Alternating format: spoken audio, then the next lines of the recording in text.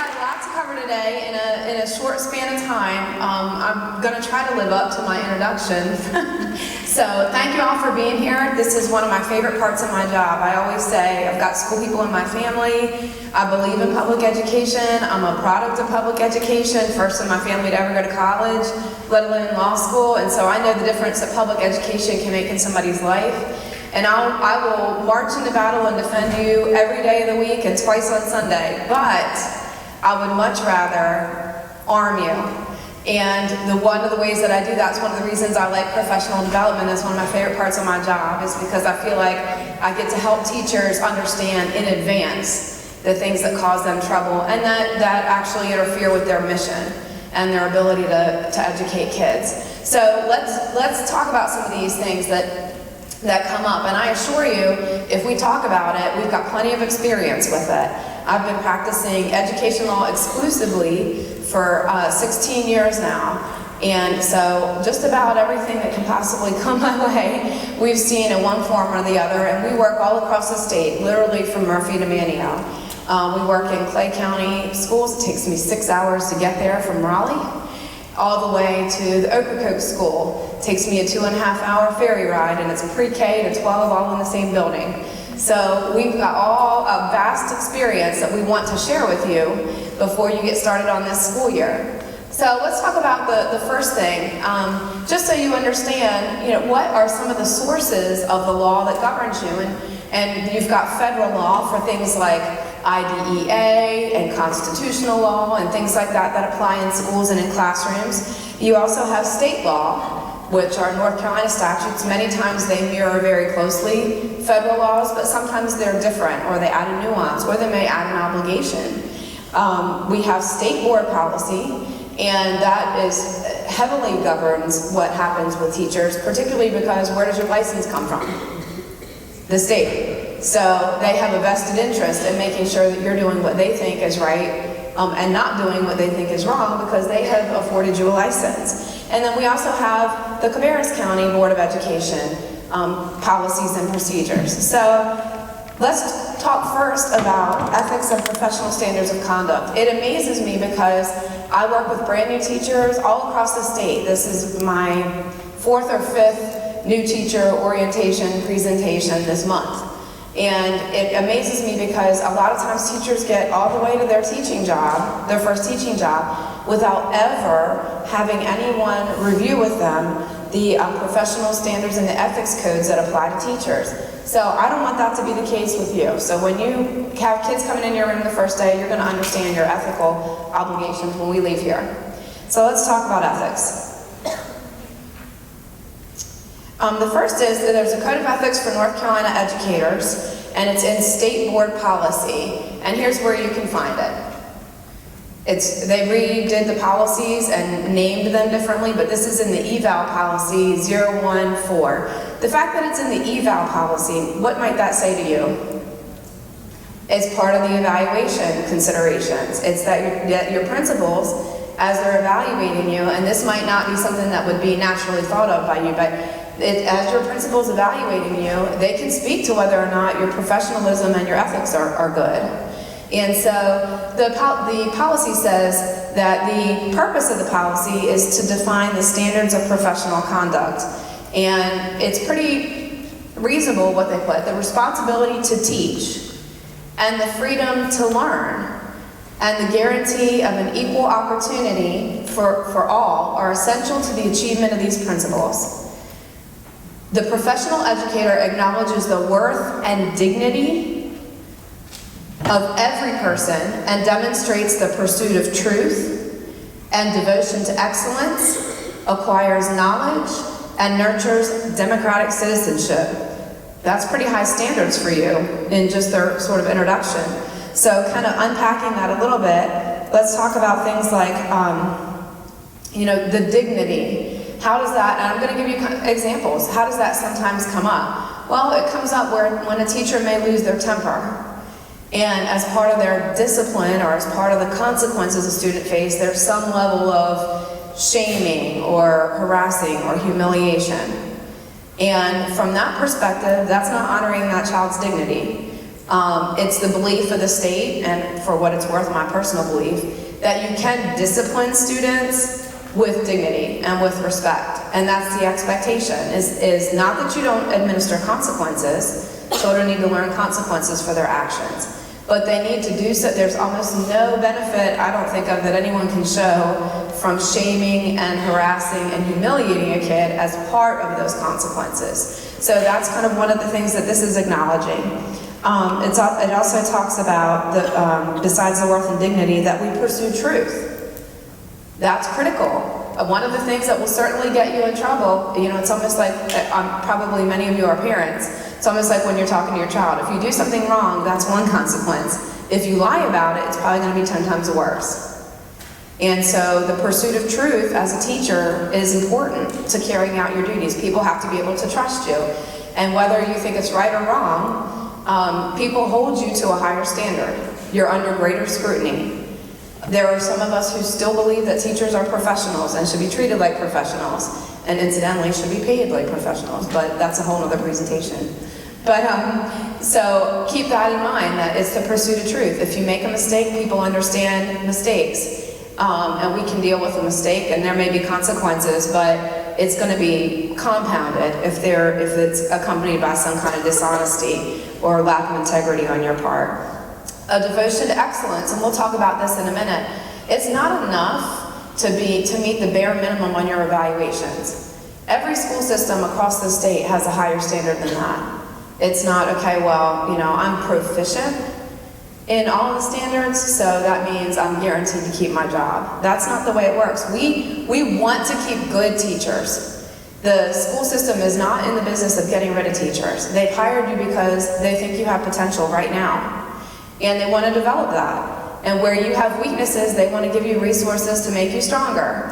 And where you have strengths, they want to pair you up with somebody who can benefit from that. So the school system's looking to develop teachers, but there are some people who are not willing to be developed. They have deficiencies they're not willing to improve, or they have weaknesses that they can't improve. And so that's kind of where we get to the end of the line, is we have at stake, and what the school system is balancing is that we have an obligation to the students here. And we have an obligation to you as well. We're going to try to develop you. But if at some point the students are suffering for your performance, then that's an issue. And it's not just a performance issue, but it can be an ethical issue depending on what your attitude is about it. Are you willing to learn? Are you willing to attend professional development to make yourself a better teacher for your students? Sometimes it's not so much, the only factor isn't what's going on, it's how are you responding to our attempts to help you be a better teacher. We're willing to put the effort out, but you have to be too. And then I would say acquiring knowledge, that kind of fits in with that as well. One of the things, and this is just experience, I'm just telling you from experience, many times the teachers that I'm investigating or that I'm looking at, it's amazing to me because the very areas where they're having so much trouble, the school system may have offered 8 different professional developments this year on that area. And I go back and look, the teacher didn't attend a single one. And so acquiring knowledge, and as a professional, you have a responsibility to continue to develop yourself in your craft. It's not, okay, I got my license and a job, so I'm done. Teaching is evolving. We teach kids much differently now than we did when I was younger, 40-some years ago. And so that looks different. And if you're not keeping up in your field, and what's going on in your field, and what are best practices in your field, and keeping up with those things, then you're falling behind. And then we also try to encourage citizenship, and we're kind of going to get into some of this stuff a little bit deeper, but teachers are role models. Students look to you. I mean, there are many people. I'll give you an example. I just did an interview with an attorney yesterday, and in that interview, the attorney talked at length about how he became an attorney because of the impact of his 5th grade teacher. And that's been decades ago, and it still lingers in his mind that she was the first person that suggested that he might be a good attorney, and it got his wheels turning, and he started researching, and next thing he knows, he's in law school. So teachers, what do they say? Teaching is the profession upon which all other professions are built. Because if you don't read, or you can't do math, then you can't really hold a job in today's society. So you are crucial, and you don't know in the minute how important you're going to be to each of those kids. The scope of your impact is ripples for generations and decades and far and wide. So it's critical that you keep that in the back of your mind, that you don't know which kid is watching you very closely, but you know that some are. And that for those children, you're a role model, and that's important. A professional teacher and the educator exemplifies a commitment to teaching and learning processes. You have to be committed to the concepts of teaching and learning. You have to be accountable to students. Sometimes that's not palatable in some ways because we think, okay, well, I'm the teacher and you're the student, and they need to be respectful, and that's fine. Students do need to be respectful, but we need to understand that we're here for them. At the end of the day, the measure of whether we're doing a good job or not is where they stand. Have we inspired them? Do they know things when they leave us that they didn't know when they came to us? Are they better off for having been in our presence? We also, the professional growth, I talked about a little bit already, exercises professional judgment. Many times, the situations that I have with teachers can best be defined as exercising poor judgment. It may not be something that's black and white wrong, but you look at the situation, and with all things considered, you think, how in the world could you have made that decision under those circumstances? If it's not black and white wrong, it certainly at best was poor judgment. So it's just having in the back of your mind, some of it's perception. Because you are highly scrutinized as teachers, and because you are role models, you need to be aware that to make sure that there's not even the perception of impropriety. Okay, I didn't do anything wrong with that kid, but what does everybody think when I'm behind closed doors with that student in my classroom alone? That's not a situation. Even if you didn't do anything wrong, then that situation, it's the perception of it. It's the judgment. It's the judgment. It looks like poor judgment at the very best. And you personify integrity. It's important that because you are a role model, and honestly, let's face it, you and I know that for some kids, you are their only and their best role model. That they will not learn some of these important values if they don't learn them from you at school. And so it's important that you teach the students not just math, not just science or reading or social studies. It's important that you teach them how to be a good person. What does that look like? What does doing the right thing look like even when it's hard? And so the expectation of you is that you reflect integrity so that your students can learn it.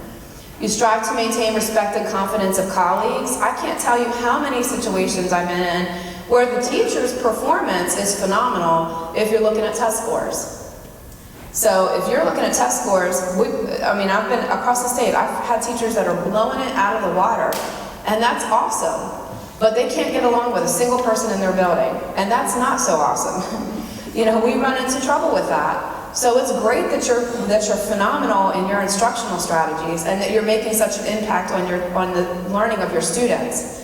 But if you can't work as a team member, then that's going to cause you a lot of trouble at work, and it creates an environment that's miserable for everyone to try to work with. You'll be miserable going to work. You won't love your job because nobody wants to be around you. And everybody else who could be doing a great job will be miserable as well because they have to encounter you during the day. So that's one of the issues, is making sure that you're maintaining the respect and confidence of your colleagues, students, parents. It's important. I've run into lots of, I won't even say new teachers, I may say young teachers, and this is not so much a dig at them, but sometimes I'm talking to a young teacher and they're bouncing around in tongue ring and their shirt's cut way low and 10 other things. And I'm a parent myself. And I have to stop and take off my lawyer hat and just say, look, I just have to tell you, if you're trying to inspire confidence, you don't look like a professional. You're not acting like a professional. The things you're saying don't sound like a professional. And so parents are not going to treat you with respect and act like you're a professional if you don't maintain that standard. If you don't present yourself as a professional, this is how we're going to do things. I'm going to dress above board. I'm going to make sure that when a parent encounters me, they feel that I inspire confidence in my abilities. The parent walks away from me certain that I am competent to teach their child, and I'm trustworthy. Because for these parents, I mean, I just think about how you feel, and if you're a parent, you probably have this in your mind, emblazoned in your mind, but when we drop our kids off, that little 5-year-old kid, and we put them in somebody else's care, that requires an immense amount of trust. And it is incumbent on you to earn it and to inspire that in parents. Because when they don't trust you, they take their kids out. I've seen it 100 times, where the parent will show up, they'll be just time after time after time, they lose faith in the teacher. You are a representative of the district. When they lose faith in you, they lose faith in the district. And they'll withdraw their kids. They might homeschool them for a year, they might put them somewhere else. So just keep that in mind, that it's important that you inspire, that you earn the respect and confidence, even of parents and guardians, the community, and to serve as an appropriate role model. To what major groups are school teachers in North Carolina, do you have ethics under the or responsibilities under the Code of Ethics? It's kind of divided in 3 parts, which I think is a good structure for it. The first is commitment to the student, commitment to the school and the school system, and commitment to the profession. Those are really the 3 parts of the Code of Ethics and how we look at it. Let's talk a little bit about commitment to the student. A teacher will protect students from conditions that are within your control that impede learning. That seems, or that are detrimental to the health and safety of students. That seems pretty obvious, but what is one way where we see this obligation not necessarily met? It's classroom management, where teachers get overwhelmed and they just kind of throw their hands up. And that's not only a performance issue from looking at the situation, what issues arise from that, but it's also an ethics issue. You know, if you've got a bunch of kids in your class that are unruly and you're not managing that, and other kids aren't learning, that's an ethical issue, because you have an obligation to be committed enough to your students to remove those kind of barriers to learning. This kind of goes, Glenda said it, but this also kind of goes without saying, is that maintains an appropriate relationship with students in all settings. And, you know, we've had so much of this, and it's so highly sensationalized that our mind goes almost immediately to sexual relationships, but that's not the only inappropriate relationship you can have with a student. I've met many teachers that cause themselves a world of hurt because they put themselves on a friend level with students. They don't maintain that appropriate barrier or boundary with students. And they're roughhousing in the hallway, or they think it's okay to have text message their students back and forth, and it's problematic. So we'll talk about sexual relationships. They're obviously clearly inappropriate. But when you think about inappropriate or appropriate relationships with students, I want you to also think about what boundaries ought to be in place between a teacher and a student. They need to understand that they are a student and you are the teacher. You're going to act accordingly, and so therefore, they are expected to act accordingly. And that will help often.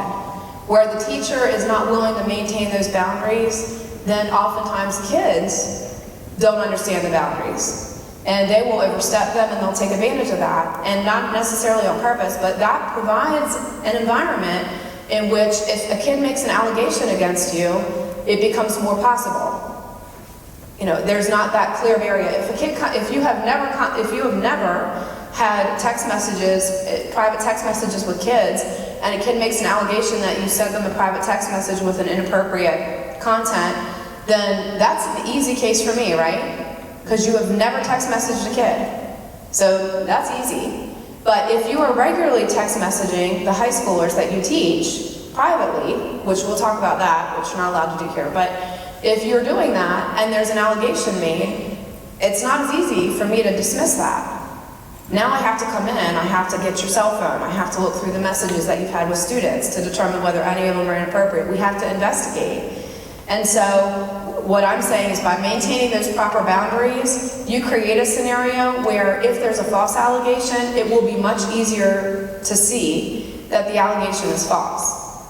Where you blur those lines and there's an allegation, it becomes much more critical that we dig in and figure out whether, okay, well, they were text messaging, the teacher was text messaging, so I guess we have to figure out what they were text messaging these students. So we don't encourage, of course, teachers don't encourage, solicit, or engage in sexual or romantic relationships with students. They don't touch students in an inappropriate way for personal gratification or with intent to harm or out of anger. So we make sure that we're not, this is not just for sexual reasons, but it's also, you know, when you get angry with the student, that, you know, when you put your hands on them, you actually intend to hurt them.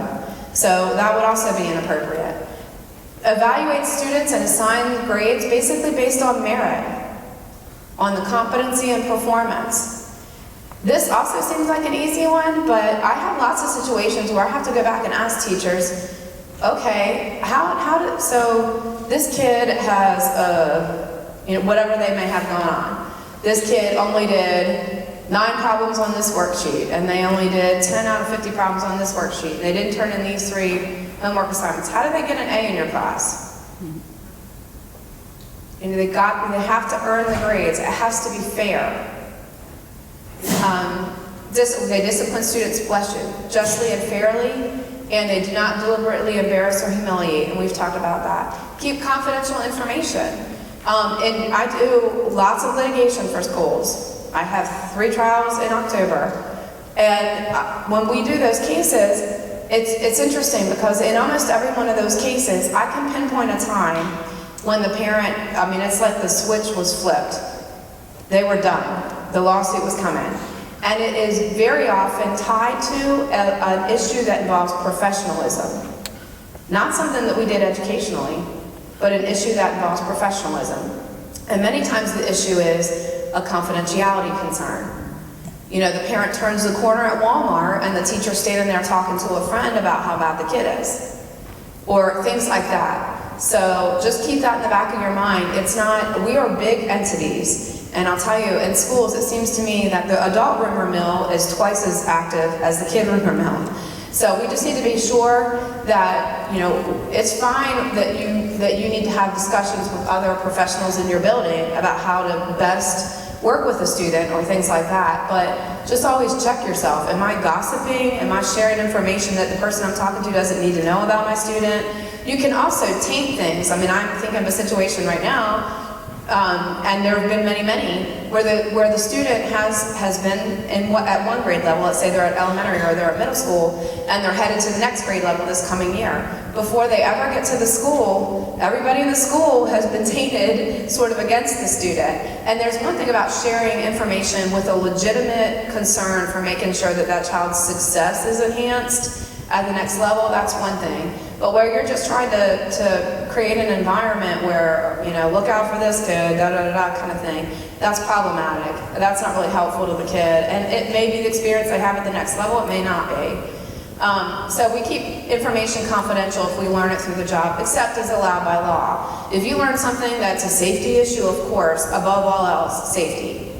And you'll be supported 100% in this environment right now. I can't think of a single person that's going to fault you if you release information within the school district that you think is necessary to try to prevent a safety issue from coming up. We also refuse to accept significant gifts. You can all rest easy. Your coffee cup with the Hershey Kisses in it is safe at Christmas.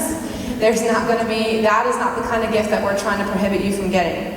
We are trying to prohibit a situation where there's an appearance that you've received gifts that are large enough to alter the way you do things. You know, my kid got a B, but because there's a Ferrari in front of the school for you that day, my kid is going to get an A. Don't worry, I won't be buying you any Ferraris. I myself drive a Toyota. So, commitment to the school and school system. I always like this slide, mostly because I put my own high school in there, so it's just a good reminder. Commitment to the school and school system. This is kind of a commitment to your employer, basically. You utilize available resources to provide a classroom climate conducive to learning and that promotes learning to the maximum extent possible. What's a more grayer example of the ways that I see this maybe not being met? It's, you know, obviously if your classroom environment is hostile or unfair or discriminatory, that's going to be a violation. But what are some other things? Here's a perfect example, and it's not distinct or discrete for new teachers. It can be with veteran teachers. One of the things that comes to mind is if you're given technology as a resource, and because of your own ineptness with technology or your own lack of confidence with technology, it sits in the back of the room, that's a problem. You've been given the technology for the purpose of using it to benefit your kids. So if you refuse to use that resource because you don't want to get familiar with it, or you don't want to learn how you can use it in the classroom or incorporate it into your instructional style, then that can be problematic, especially if the kids are not benefiting from it. I mean, one of the things that we have to struggle with as far as technology is that the kids that parents drop off for kindergarten this school year in just a couple weeks, that we're preparing those kids to work in 13 years, or if they go to college, more than that. So it's not the technology that we have right now. It's getting them familiar with it. It's teaching them how it's going to work. It's letting them know what's coming down the pike that's cutting edge, because when they leave us, it's going to be a different technology world. You and I know that in 3 years, it's going to be a different technology world. So we have got to get them up to speed on at least the current technology if we ever expect them to be on the forefront of technology that will help them with their job. We also acknowledge the diverse views of students. I mean, so I'm sure that it can be infuriating. Like I said, I'm a mom and I have kids myself. My 10-year-old has unbelievable political views, which is mind-boggling to me. She must get them from somebody else. But we have to honor and respect those views, and they learn from that. And they also begin to trust you more on that they can have a different view, or that they can express a view that will be accepted in the classroom. And we believe in the benefit of the discourse between students with different views. So that's critical. And then you can also share different experiences. I mean, you'll have kids in your class from widely varying backgrounds. So it'll be important for them to be able to be honest about their views and have that be accepted. We work collaboratively towards educational goals. It's not an us versus them situation with parents, even if the parent feels that way. Just because a parent takes that approach doesn't mean we have to. So we honor that. They get to choose, they get to approach the situation any way they want. You do not. We have to approach the situation as if I'm going to make every reasonable effort to get this parent on board with working towards their kids' success and education at school. At the end of the day, I can't make them do it, but I can certainly pave the way. I can certainly make it possible if they're at all inclined. And so we have a responsibility to do that. We sign a contract in good faith, and you don't abandon your professional duties.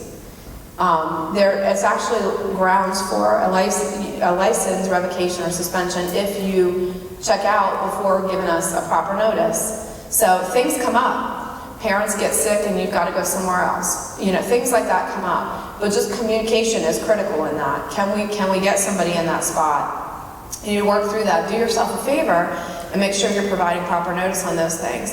And then participate actively in professional development and decision making. Here's another example. This is another one of those, not black and white, but kind of the gray things that I see, or the problematic things that I see. We have teachers that will attend, for example, I told you about the great teacher with the test scores that can't get along with anybody. We also have teachers that do a good job in the classroom at times, or have other things that we think are very beneficial. But they'll go to their 7th grade math group meeting or their teaching meeting, and they contribute nothing, ever. There are 4 teachers there, and 3 of them are working very hard with each other to try to group lesson plans so that there's consistency from math class to math class in the 7th grade, and 1 person is on their phone, or half asleep, or kicked back in a chair. If that person is you, that's a problem. That shows a lack of commitment to the profession and what we're trying to do here in the school system. Especially, you may have ideas. Your input is important. You're here because we believe that you have a lot of potential. And you're here because we think you can do a good job. But if you've got ideas in your head that you won't speak or you won't participate in those meetings, then we lose the benefit of that, but more importantly, the kids lose the benefit of that as well. Also, you act fairly and consistently and prudently in the exercise of authority with your colleagues, with subordinates, with students, parents, and legal guardians. We care a lot about fairness. And I can tell you that that's something that parents get upset about. If they feel like they or their child is being treated unfairly. I hear that all the time. It's not, I hear it from kids a lot, but I also hear it from parents. They look at the situation, even parents who want to support you. If they feel like you're being unfair, it makes it hard for them to do that. They'll come to you and say, or they'll come to somebody else, the principal, and say, I don't think it's fair. I saw her do this with this kid, or, I see her do this with this kid, and I've asked her and she won't do anything with my kid. Or he won't do anything with my kid, so that's important. Evaluation has to be appropriate, using appropriate procedures, and this also applies to administrators, and I would say that that's geared more toward administrators because they do a lot of evaluations. It protects the rights of others in the educational setting. How does this, arise, or how do we see this play out? A perfect example is bullying is common now. If you make it through the first year of teaching, or you make it through this school year, and you don't get complaints of bullying some way or another, I would be very surprised. It's on the forefront of people's minds. People are blaming school shootings on it. It's definitely front and center in the education arena. And so parents are talking about it a lot with school personnel. And so when we talk about, that you protect the rights of others, that would include, students that you have in your class. And if you know that their rights are being violated in some way by another student, or if they're being picked on or things like that, it's your responsibility to act. The school system might be the people that get sued if something happens, but it's going to come right down to the person who knew and didn't do anything about it. That's the biggest issue. One of the things that I find in school systems is that we are somewhat disadvantaged by the fact that if our teachers do not alert somebody to an issue, we will not know about it. The central office cannot possibly know about every student issue in every classroom across the district. The only way that those things can really come to our attention is rising through the ranks. The teacher talking to the principal, talking to the central office, bringing in resources, trying to work on those things. So, it's almost like they say in the airports now, if you see something, say something. Do the best you can to try to protect the safety and the rights of others in the educational setting. We don't coerce or retaliate against kids or parents or intentionally intimidate others. We recommend people for employment, and this again kind of goes more to administrative, but recommend people for employment or promotion according to their professional qualifications and the needs of the LEA. So also, let's talk a little bit about the third aspect, which is the commitment to the profession. The Code of Ethics requires teachers to be committed to their profession. You provide accurate credentials. I don't know why, because it seems that, sometimes I think, it seems like this would have ended by now, that I wouldn't be dealing with this anymore, but it doesn't, it never happens that way. So, one of the first things that happens if a teacher gets in trouble, I ask for their application. And when I work through that application, sometimes there'll be something that I'm like, left your last school system in February. That seems odd. And as I start to dig, you may have answered the question, did you leave your last school system under threat of dismissal? And the teacher will say no. But then when I start digging, because that application also includes a release for me to contact that prior school system. So we contact the prior school system, and it becomes evident that you did leave the last school system under threat of termination. That dishonesty on your application is grounds for dismissal and grounds for license revocation. So we provide accurate credential and information about licensure and employment, and we don't knowingly help others provide untruthful information. Take action to remedy observed violation of the Code of Ethics. Almost every professional Code of Ethics is going to do this. It's going to include in it something that basically says, not only are you required to follow it, but you're required to help us police it. Attorneys are the same way. If you become aware or you believe that somebody else is violating the Code of Ethics, then it's your responsibility to try to remedy the situation or maybe even alert somebody. And also to promote an understanding. If you run into somebody who is not here for some reason today or starts new and they don't know this information, for you to say, you have an ethical responsibility to blah, blah, blah. We also pursue growth and development in the profession, and you use your knowledge to improve educational opportunities, experience, and performance of students. And we've talked about that, taking advantage of the professional development opportunities that are made available to you. All right, let's also look at the Code of Professional Practice and Conduct for North Carolina Educators, which is kind of an extension of the ethics that we've just talked about. The purpose is to establish and uphold uniform standards of professional conduct for licensed professional educators throughout the state. It's to make sure that every teacher in North Carolina, by virtue of their license, is held to the same professional conduct, so that it's not, in this district, we require this level of professionalism, and in the neighboring district, it's something different. Your license is what ties you to these conduct standards. The rules are binding on every person licensed by the state board, and they shall be. I don't know if you've ever taken any other school law courses, but we really focus in on some things are discretionary, so they may say, you may do this or you may do that. When the law says shall, it means nobody has any discretion. It's mandatory. And so the law here says that the rules shall be binding on everybody that gets a license. Even the state board couldn't change it if they wanted to. Whatever those conduct standards are required and a mandatory part of maintaining a license. Possible consequences for any willful breach shall include license suspension or revocation. Again, there's no discretion there. If you willfully breach the Code of Conduct for teachers and educators, then it's required that there be a suspension or a revocation of your license. And prohibition of certain conduct does not mean approval of conduct not specifically mentioned. We talk about this sometimes. It seems odd, or what exactly does that mean? Obviously, if the Code of Conduct for teachers doesn't specifically say you may not murder students, the fact that it doesn't expressly say that doesn't mean that it's not prohibited activity. So they're kind of covering themselves by saying, these are examples to try to give you an idea of where our minds are in terms of your conduct, but the fact that we don't expressly exclude conduct doesn't mean you're allowed to do it. The standards shall be generally accepted for the education profession and shall be the basis for state board reviews of performance of professional educators. This probably would escape you, but this is big language to me as a school attorney. When the administrative code provision says that these standards shall be generally accepted for the educational profession, what that says to me, when we have negligence claims, okay, if somebody sues you for negligence or sues the school for negligence for something that you did, when we're talking about professionals, the duty that we apply to professionals is what is professionally, generally accepted professional standards. So think of it this way, if you sue a doctor, what standard are they held to if you're trying to determine whether they were negligent?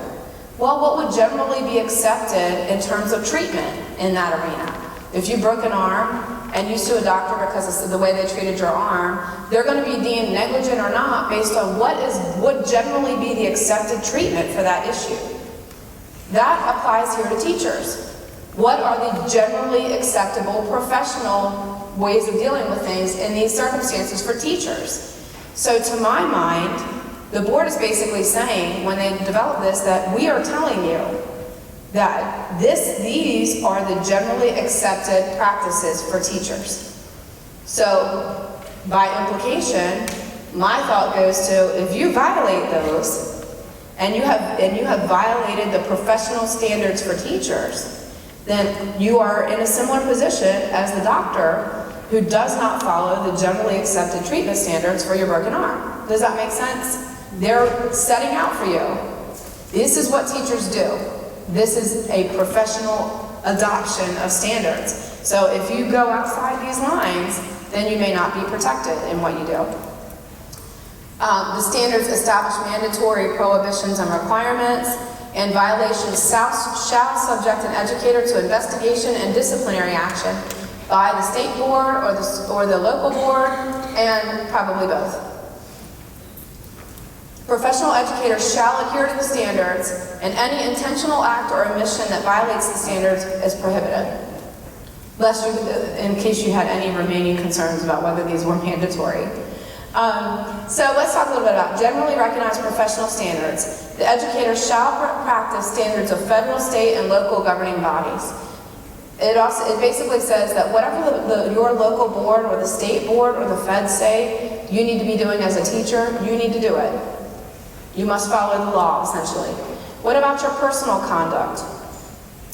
An educator shall serve as a positive role model that we've talked about. And this is kind of getting to what I was talking about with dropping off your little kid that first day of school. But because an educator is entrusted with the care and education of small children and adolescents, the educator shall demonstrate a high standard of personal conduct and character.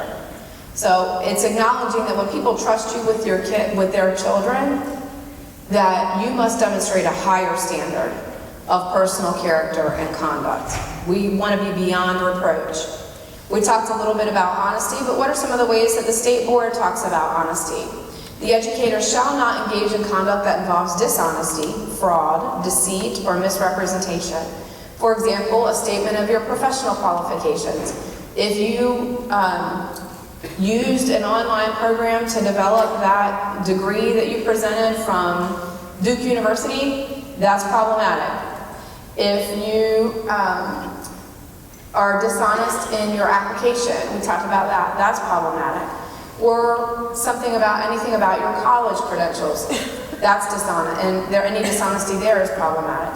What about representing completing a college or staff development credit? What if you turned in that you attended a professional development that you did not? That's dishonest. That's a violation of the requirements related to honesty. What about evaluating or grading students or personnel? We're honest when it comes to submitting financial or program compliance reports. It's actually a crime to submit false reports.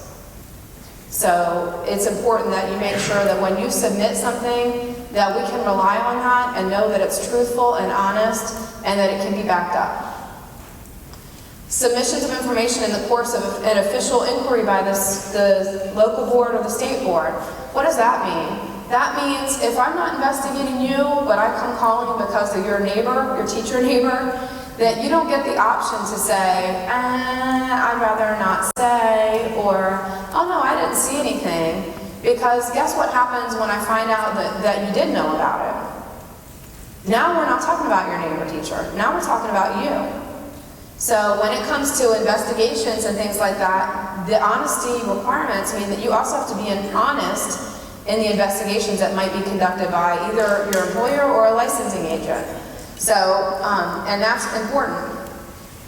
Submission of information in the course of investigation by a law enforcement. As bad as it is for you to be dishonest in an employment investigation about somebody, it's equally as bad for you to be dishonest in a law enforcement investigation. And they have mechanisms that we don't. I mean, you could ultimately be charged with obstruction of justice or something like that. It may result in a criminal concern for you. So, even if you don't like it, and I'll tell you, teachers, there are several things that I know about teachers from my own family, but also from doing this job for so long, is that teachers are generally not confrontational people. They like to get along, everybody wants the air in the building to be clear and happy, and when there's an investigation, you all would just really, unless you know that a kid is desperately in danger, you really just prefer to stay out of it. That's not going to happen. That's not going to be allowed to happen. Because and this is my personal viewpoint, but I was just saying this yesterday, that if you want to improve the level of respect for teachers, we have got to be able to get the bad teachers out. So if a teacher is doing something wrong, and you know about it or you have information that may help get to the bottom of whether that is or isn't happening, we need to get that teacher out. Because it shouldn't be that you're working your tail off and doing a good job and doing everything above board, and you're in the same boat as the teacher next to you who is not. It ought to be that we weed out, if you're going to maintain the integrity of a profession, we have to weed out the people who are not doing the right thing in that profession. Otherwise, everybody gets lumped together. The bad teachers and the good teachers are seen the same. So, also DSS. If there's a DSS investigation, we have to participate honestly. You're not required, of course, to self-incriminate. So if you're not required to give incriminating information about yourself, well, there's the potential of criminal liability. Oh, I think I'm pushing the wrong button. There we go, sorry. What about teachers with monetary reimbursement for things or monetary aspects to your job. First of all, you cannot solicit current students or their parents to purchase equipment or things like that from the educator in a private capacity. What is this? This is like, I don't mean to be sexist, but women know all about this. This is the pampered chef. This is the unique makeup. This is the silk powder jewelry where somebody is constantly hounding you to buy something that they're selling. That is not appropriate in the school environment. We don't want people to run from you because you're constantly trying to get them to buy something, or that they feel compelled to try to buy something from you when that doesn't fit their budget. So we don't do that. We also don't tutor students who are currently assigned to the educator's classes. This is one area where I see teachers make mistakes, and I think well-meaning teachers can mess this one up. The idea behind this provision is that, you may be thinking, I've got this kid in my math class, his mom wants me to tutor him after school for 20 bucks an hour, he needs the help, I'll do it. That's not how we look at it. And the reason we don't look at it that way is because if you can envision this assuming the perception that might be out there. But one of the issues that we look at it is, well, because I'm a crappy teacher during the day, I can make extra money at night. Right? That's why the state board has this provision in place. It really, if you're tutoring for money to a kid that you're already teaching during the day, if you're tutoring that person after school for money, it's a disincentive to good instruction. The worse teacher you are, the more money you make. And so that's why this is not the case. Now, there are, school systems sometimes have partnerships with agencies that help tutor kids and things like that. So I think if you've got a question, the thing to do is to run it by the administrator in your building. And if it's not your student, if you teach the 3rd grade and a 6th grade student who is not your student, ask if their parent wants you to tutor, then you can talk to your principal about that, and that might be an option. What we're trying to prevent is a situation where you're getting extra money to provide instruction to kids that you're already being paid to try to instruct during the day.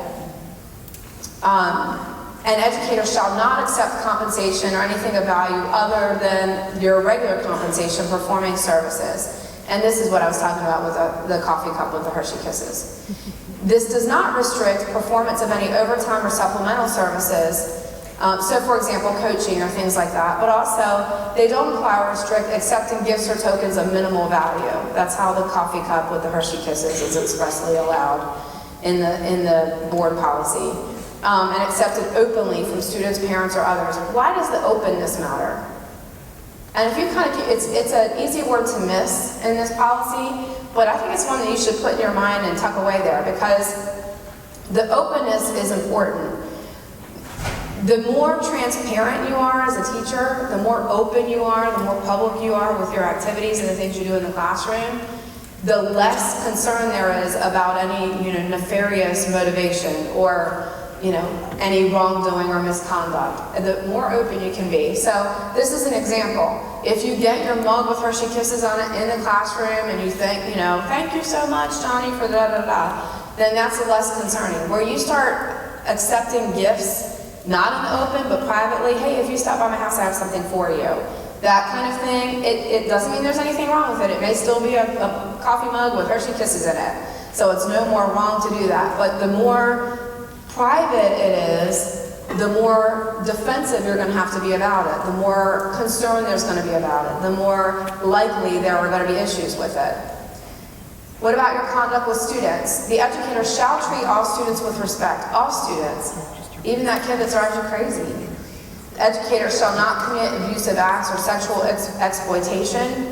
And they give you some examples. Remember that just because it's not listed here doesn't mean it's not prohibited. This is an example list, not an exhaustive list. You can't use profanity. You can't solicit sexual acts. You can't commit acts of child abuse. You can lose your job for things that you might do to your own child if they're a student in the district. So if you're deemed to have abused your own child, and you're an employee of the district, that could be problematic for you as far as your employment. We don't employ people that abuse kids. We're a school. that doesn't fly. Any act of sexual harassment. any intentional solicitation, encouragement, or consummation of a romantic relationship. It doesn't even have to ultimately happen, but if you're soliciting it or encouraging it, or one of the things that I see often when we're in these arenas of investigating these kinds of allegations is kind of a grooming. Nothing has happened yet, but the communications are very clearly going in a certain direction. The 14-year-old kid doesn't recognize it, but an adult recognizes it. Just the way things are being said, what kinds of questions are being asked. It's definitely, and you can see it's a pattern. So there's grooming. There's I think her name is Dr. Crankshaft, and she is a person who testifies as an expert in litigation involving sexual relationships between teachers and students. And one of the things that she has said, and this has been a couple years back, but one of the things that she has said is that almost every single one of those relationships at this point began with the use of some kind of technology. So it was either, private messaging on Facebook, or private text messaging, or private emails going back and forth. So you need to know, what does that mean for you? That means that you need to know that there is a perception and a reality that when teachers are privately using technology with students, that is an environment in which they are often preying upon students to try to solicit these kind of relationships. So, and we'll talk about social media in a minute, and I think that's important for you to know, but just keeping that in the back of your head. There is research that shows that the way that these inappropriate relationships starts is through the use of technology. So you need to be hyper vigilant about the ways in which you're communicating with kids using technology. The educator shall keep in confidence personally identifiable information. Sometimes this is very benign, the way that teachers can mess this up. So, for example, I've had teachers, and the school systems are adopting like crowdfunding, those kinds of policies now, because teachers want to have GoFundMe sites to get equipment for the classroom and things like that. And it got a little bit difficult for boards to manage, and they were running afoul of some of the obligations. So if, an example of this might be if a teacher has a GoFundMe site to get a wheelchair for Susie so-and-so in their class, that is releasing confidential information, unintentionally, but releasing confidential information. It may be that people can observe that Susie so-and-so is in a wheelchair, but as her teacher, you are not supposed to disclose it. So if what they come in and see and glean on their own is not our responsibility, but what we say or what we write about our students is our responsibility. So that's important information. Or, so-and-so, I need money for so-and-so, he can't afford lunch. Or things like that. The motivation is to try to help a kid. But in doing so, there are violations that involve releasing confidential information about that student. So you want to make sure before you go do anything like that you're in compliance with board policy and you're in communication with the building administrator. The educator shall not violate the constitutional or civil rights of a student, and the educator shall make all required reports. What about alcohol? It sounds like you have just been through a drug-free workplace, so I won't focus on this heavily. I'm not sure how much you talked about alcohol, but I will talk about it because we have a lot of new teachers who are young. I mean, they may be 22, they may be not married with kids yet, so they have time and money that to spend where the rest of us do not. So sometimes what happens with that is that they're still kind of in that college way. They're out drinking a lot and things like that. What kind of impact can that have on them as a teacher? Well, if the parents of the students in your school are watching you be carried out of the bar 3 Fridays out of the month, they may lose confidence in you. They may be worried about what shape you're coming to school in on Friday morning when they saw you out Thursday night. And you may find yourself in a situation where they ask for kids not to be placed in your class. I've had that happen before, where it was like, I see her all the time, I don't want my kid in that class. I don't know what she does, but I know what she does on Thursday, and I know that every Friday is going to be a waste. So that is where something like, yes, are you allowed to drink? Obviously. Your free time, you can do things in your free time, especially if it's legal. But the fact that you can drink doesn't mean that something that you're permitted to do can be done in such a way that arises to a problem in your classes. If you're a high school teacher and you get a DUI and that's all over the newspaper, how are you going to teach your kids about following rules? You're sitting there with a pending criminal charge. So those kinds of things, the drinking can arise to that level at some point. Obviously, no matter how bad you may want to at times, you can't be under the influence of, possess, use, or consume a controlled substance on school premises or at a school-sponsored activity. And you can't be under the influence of alcohol on a school premises or at a school-sponsored activity involving students. And, of course, you cannot furnish alcohol to any student except as indicated in the professional duties of administering legally prescribed medication, alcohol, or controlled substance. If you have permission and it's compliant with your policy and you want to provide an Advil to a student and that's allowed, then you can do that. That won't be a violation. But you cannot obviously provide alcohol, and you obviously cannot provide not medications for which the student it would not be eligible or doesn't have a prescription. You also comply with the criminal laws. You shall not commit, and there are certain acts that are referred to that are pretty heinous crimes. You can't misuse public funds or property. And one of the ways this happens is, this is another side to the whole GoFundMe thing. The money, and this is why school systems have stepped in and had to develop policies and very strict procedures on it.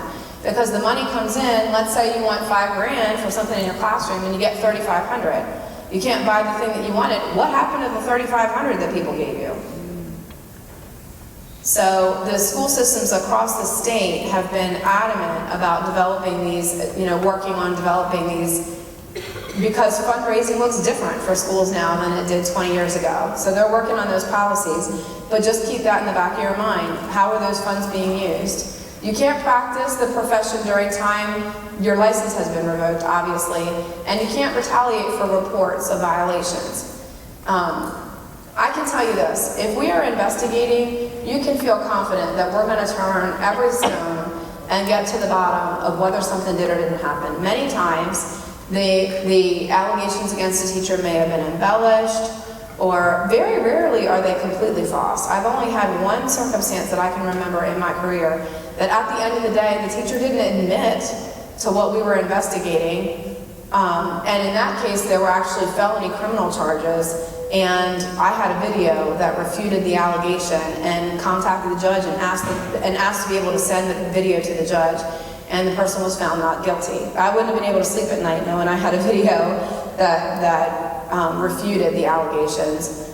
So we did that, but almost always we either have documentary evidence or multiple witnesses, and in most cases the teacher will just say, yeah, I did that. So in addition to so I say that because there's no need to retaliate against somebody for making a report. If that gets produced, if somebody makes an allegation against you, I can always speak for us, but we would be the ones typically doing the investigation on behalf of the school system. We bring in a team, and we don't stop until we have everything that we're confident we have everything that's out there to collect about the situation. And we also don't come in from the perspective of they must have done it or they definitely didn't do it. We come in from the perspective of we have no idea. This person is a blank slate to us. We collect the information and we present it to the school system. Here's what we got. And the school system will decide then what action they feel is necessary to take. In addition to teachers, the State Board of Education has policies on ethics that's applicable to others, and school psychologists, and here are the appropriate policies. School social workers, instructional technology facilitators, and everybody else. I'm not going to really get into the testing code of ethics. Some years back, this got a lot of beefing up. We had lots of issues across the state, and I would say that it coincided probably in 2001, 2002, when 2001 we got No Child Left Behind, and testing became so important everywhere. We had large cases involving teachers who, because of the high stakes of the testing, even I think people who were decent people and good teachers were tempted and made wrong decisions involving testing. We had handing off tests in parking lot. I remember being at a teacher's house at like 11 o'clock at night retrieving a shredded test from her freezer that she had shredded, and sitting there at a conference room table and putting that thing back together so we could figure out what test it was. And one of the big things that happens is if the release is wide enough, then the school system can be on the hook for the cost of retesting in that area across the state. So let's say you violate the testing code of ethics and release information that you're not supposed to, and a student passes that on to somebody in the neighboring county who passes it on to their best friend 3 counties over. The next thing you know, it's hundreds of thousands of dollars for the state to retest those kids, because there's no one can ensure the integrity of the testing results that we have based on the widespread release of the test. But I would take a look at this, and the bottom line, and without any equivocation, is you must honor the protective restrictions on tests with absolute 100% integrity. It cannot be that you even take chances with the information getting out. Many, many teachers have lost their job over that. Here are some of the grounds for dismissal. If you were to be eligible or need to be dismissed during the school year: inadequate performance, neglecting duties, failure to comply with the reasonable requirements of the board. If you fail to follow board policy, that can be a grounds for dismissal. Anything that constitutes your grounds for license revocation. In other words, if the state can take your license, we can certainly take your job. We don't want to. We put you in that position because we want you there. So don't put us in a situation where we feel like we have to do that. Let's talk a little bit about Cabarrus County policies specifically. Professional standards of conduct and performance for teachers. All Cabarrus County teachers shall adhere to the Code of Ethics, which you have just been presented with in its entirety. Comply with board policies regarding appropriate or prohibited behavior with students, and direct your complaints about work to supervisors or a grievance process. If you've got something to say about it, there are avenues for you to manage that. There are avenues for you to bring your concerns to somebody. First, I would say a good old-fashioned face-to-face conversation with the principal is not a bad place to start. It seems like we've gotten away from that, but many things can be resolved that way. And certainly, if you have any question about your obligation, duty, ethical or otherwise, then you should ask first. Teaching is not a profession where you get to ask for forgiveness instead of asking for permission. Have you ever heard that saying, I'll ask for forgiveness later instead of asking for permission now? You don't want to do that. If there is any shred of doubt in your mind as to whether this is a violation of policy, something that you want to do, or something that has already happened, then talk to the principal about it. And I will also tell you, so for example, if you get a private communication from a student that you didn't initiate, you may think, well, I'm just not going to respond to it. You're much better off to let somebody know that happened. I don't know how they got my number, but I got a communication from this kid. Why? Because if there's an allegation and then you tell somebody about it 6 months later, it looks like you made it up, right? As opposed to being proactive about it. Before anything blows up, I just want to communicate that I had this issue. I'll let you know if I hear anything more. My intent is not to respond. Is there anything else I need to do? So just keeping your principal informed. Avoid confrontation with your coworkers. Respond to parent inquiries, complaints, or concerns in a timely manner. I will say that because of technology, the expectations on what a timely response is have changed dramatically. That's true in my profession as well. I think about 50 years ago when you had a legal issue or you had a legal question, you'd bring it to somebody and they would sit down and type up a letter on a typewriter and send it to you, and you'd get it in a week or two. Those days are long gone for me and for you. So people have a different expectation rate of response or reasonable response time. That having been said, the very best thing, and we're going to get into this too, but the very best thing I can tell you is not to use your own personal devices for school communication or work.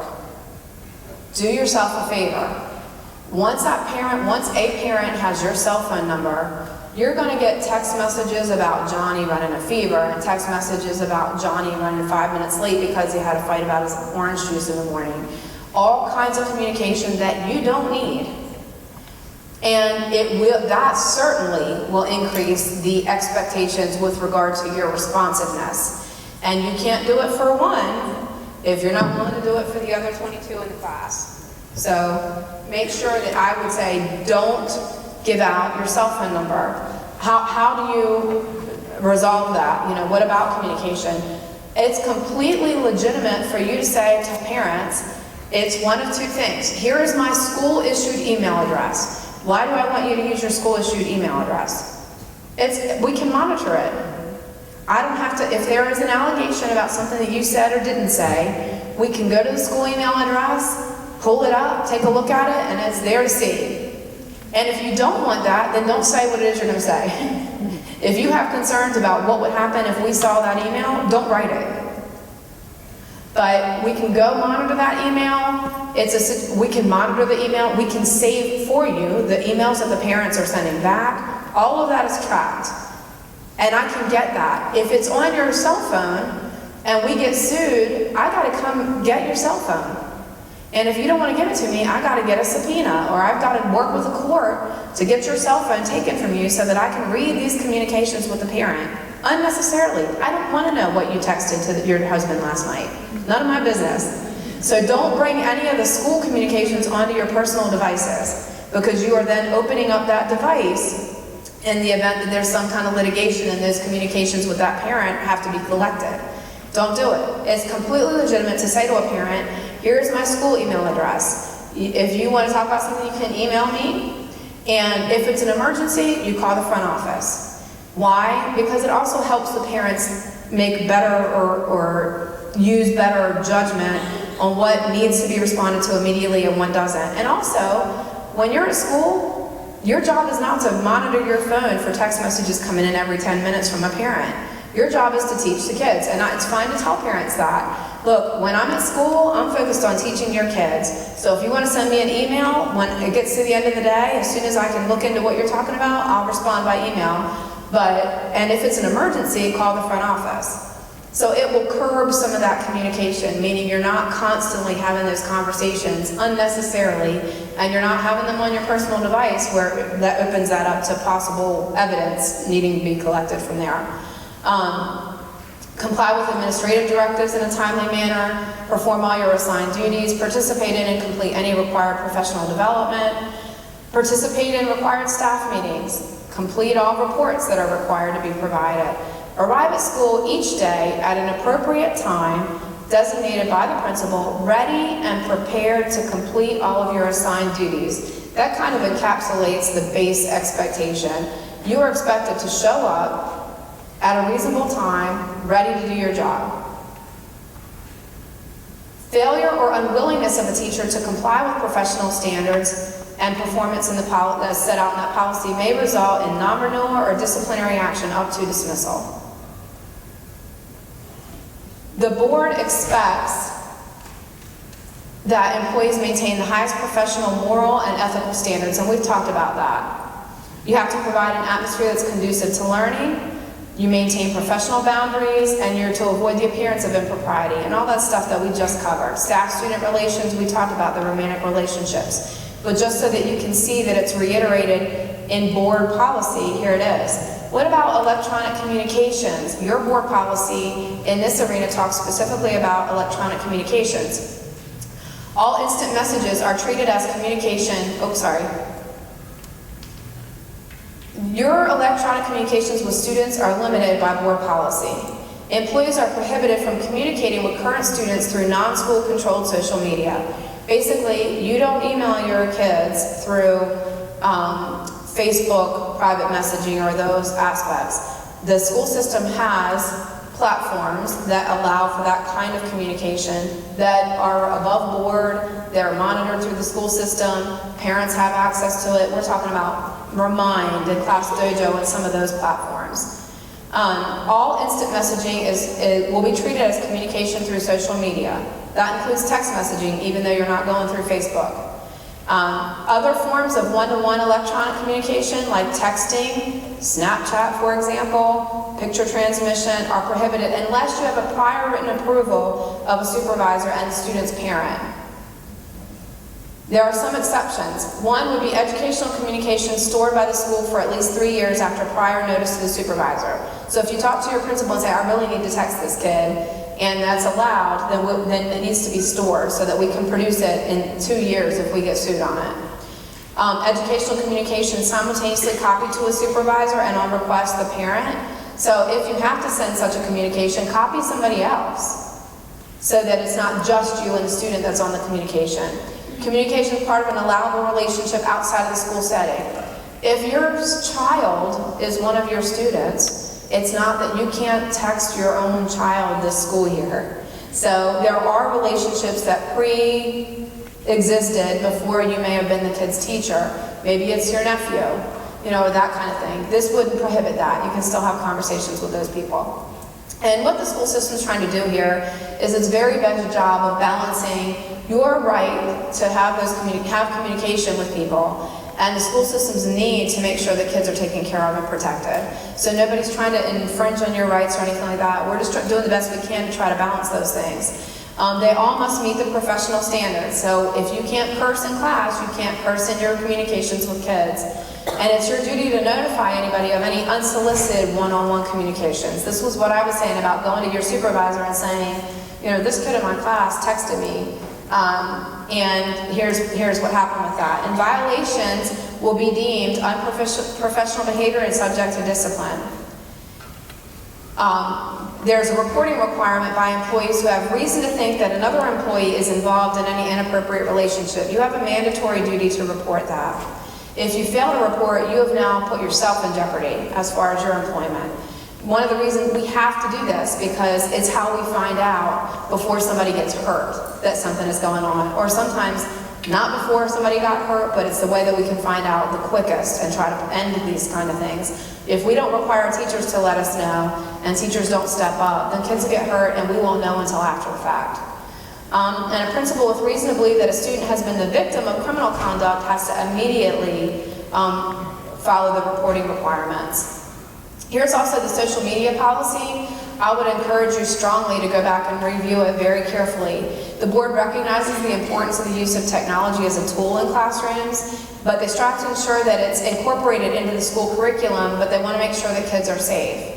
And here are the guidelines on electronic communications that involve students. It has to remain professional at all times. And this is even if it's a group email that you're sending to your school or to your students, or a Google Classroom communication. All communications currently enrolled in the school system have to be school related.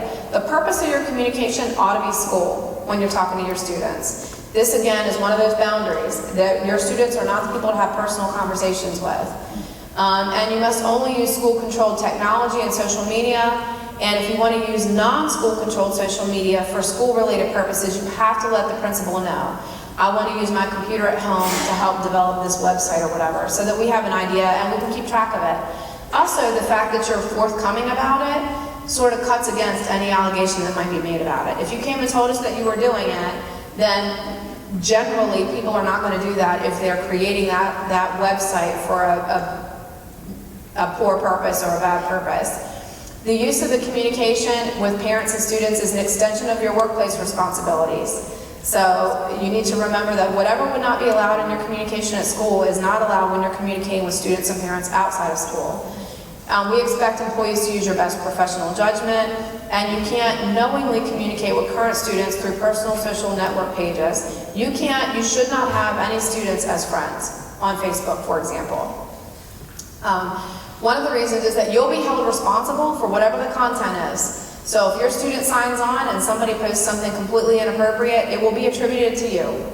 So on your page, your student accessed it because of you, it will be attributable to you. So unless you're 100% sure that your friends have perfect judgment and wouldn't post anything that you wouldn't post for your kids, don't have them on your page.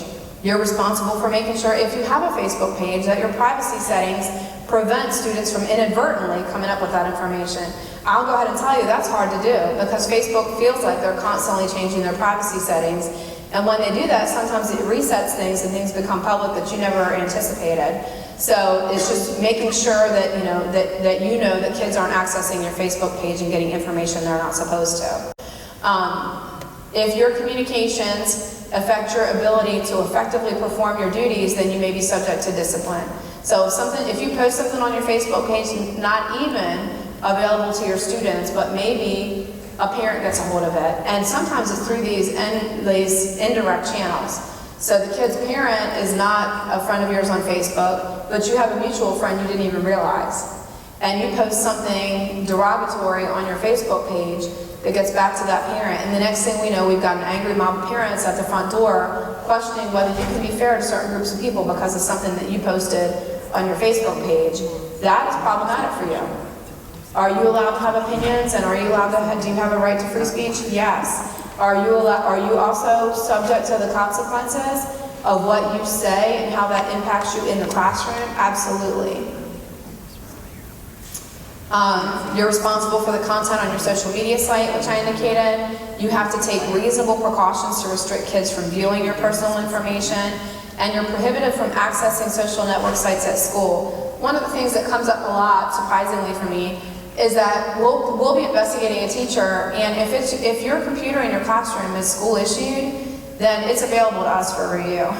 So we'll take a look at the thing, and I think, gosh, it's amazing anybody in here is learning, because she's spending 7 hours a day basically on the internet, as far as I can tell.